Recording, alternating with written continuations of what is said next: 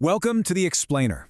Today, we are unpacking one of the most consequential, heavily anticipated, and frankly, highly controversial elections in recent history. We're talking about the 2023 Nigerian presidential election. Going into these polls, there was just this massive sense of hope. Voters were awake, they were eager to participate, and they were more than ready for a new era of transparency. But as you'll see, what actually unfolded on the ground left millions of people scratching their heads and searching for answers. So let's just dive right in and figure out exactly what happened. So how exactly does a 355 billion naira supposedly tech-driven election just fall apart? That is the multi-billion naira question right there.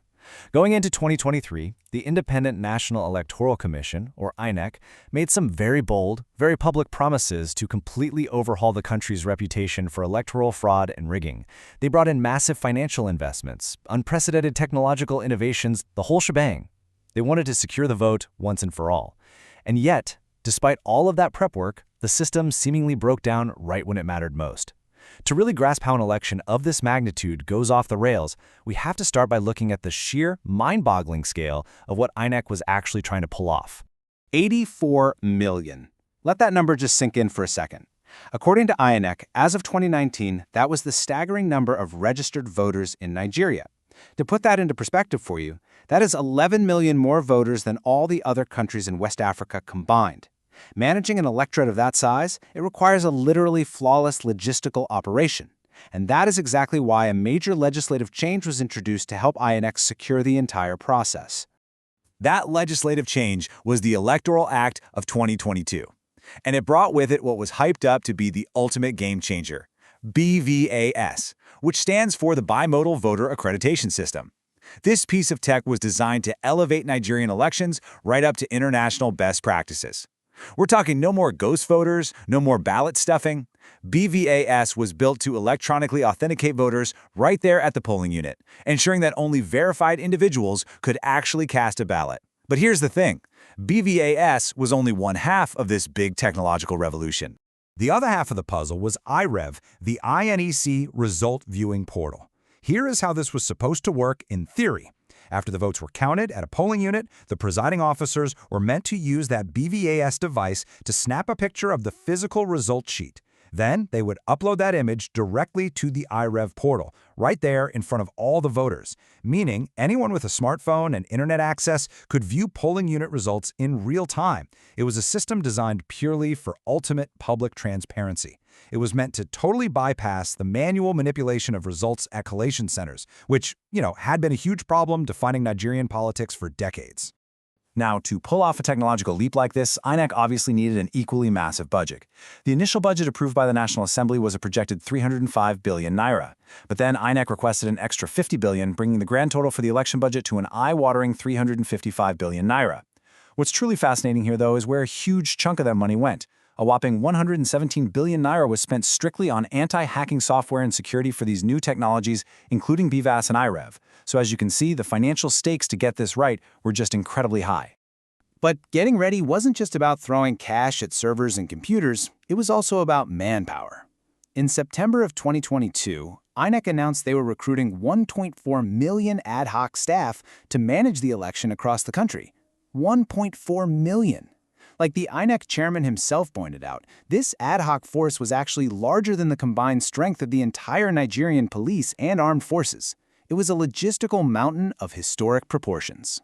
Section 1. Resistance and Red Flags. So, the road to this high-tech utopia wasn't exactly smooth, and honestly, the writing was on the wall pretty early on. Back in 2021, the ruling party, the APC, used its control of the National Assembly to pass an amendment bill.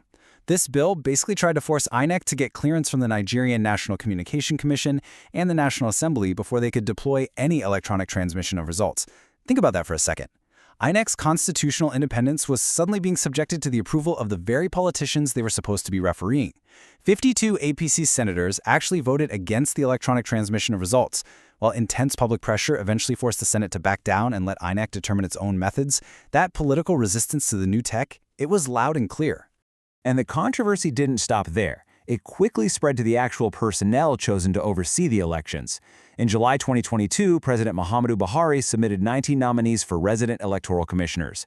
Well, civil society organizations immediately raised the alarm. They pointed out some serious red flags. For instance, Mohammed Bashir had literally been an APC governorship candidate back in 2015.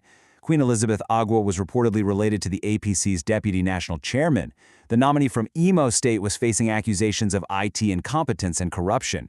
Meanwhile, the Ebony nominee allegedly had a history of colluding with politicians to undermine previous elections. So naturally, this sparked serious outrage and cast some really heavy doubts over INEC's claims that they were going to be independent and neutral.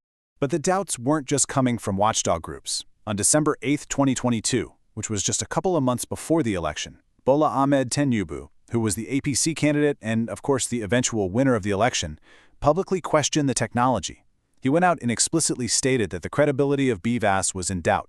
This took the commission by surprise, mainly because the BVAS technology had already been deployed successfully in 3 state elections, Ekiti, Anambra, and Asun, and those state elections were widely praised as credible, free, and fair.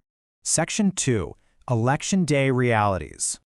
Okay, so despite all the political maneuvering, the resistance, and the endless rumors of sabotage, February 25, 2023 finally arrives.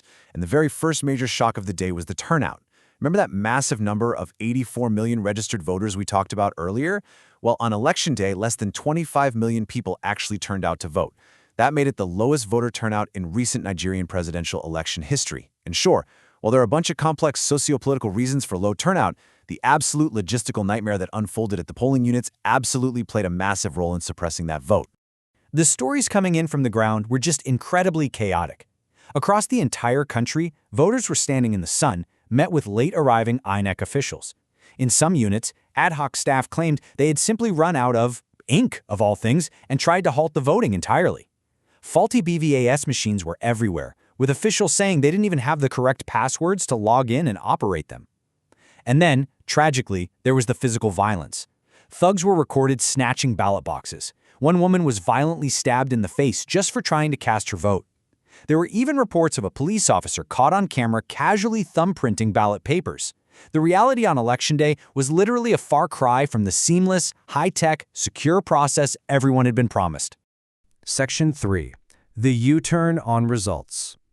But the localized delays and the awful physical violence, as terrible as they were just the beginning. The massive disconnect between what was promised and what was actually delivered really happened at the national level. Keep in mind, INEC had gone on all these media tours, repeatedly promising direct electronic uploads from the polling units straight to the iRev portal. But on election night, they made a sudden, massive U-turn, reverting right back to the deeply flawed manual collation process. Presiding officers claimed the BVAS machines just kept malfunctioning. The uploads mysteriously halted at around 25%. And in one completely bizarre instance, results from a polling unit way up in the northern state of Sokoto were somehow uploaded as the results for a polling unit down in Lagos State. By the time INEC eventually declared a winner, the vast majority of the polling unit results were still totally missing from the public portal.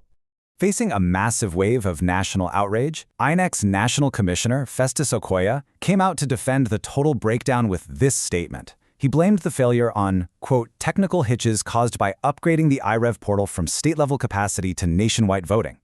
Obviously, this defense was met with a whole lot of skepticism. I mean, it completely contradicted months of INEC's own firm assurances that the system was perfectly tested and ready for a national rollout. Plus, it naturally raised some very serious questions about where exactly that 117 billion naira anti-hacking budget had actually gone, if mere technical hitches could just collapse the entire infrastructure. International observers even released statements noting that the election fell well short of expectations, pointing right at these logistical failures and a severe lack of transparency. Section 4. The opposition miscalculation.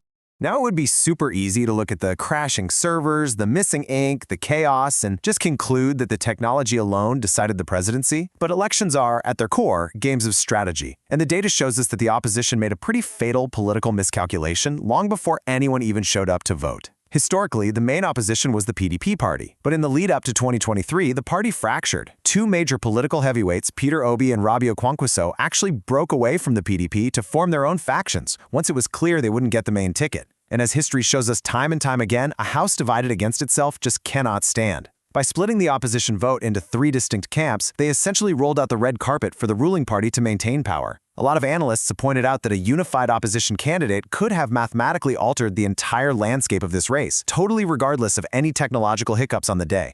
And that brings us to a really profound question to wrap up our explainer today.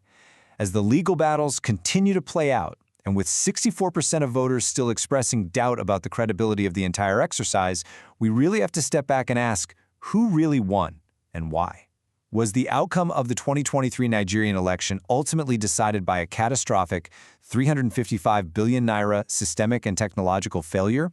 Or was it actually decided by the calculated political strategy and self-inflicted division of the opposition parties? I'm going to leave you to ponder that one. Thank you so much for hanging out and exploring this incredibly complex and fascinating topic with me. Until next time, keep questioning and keep learning.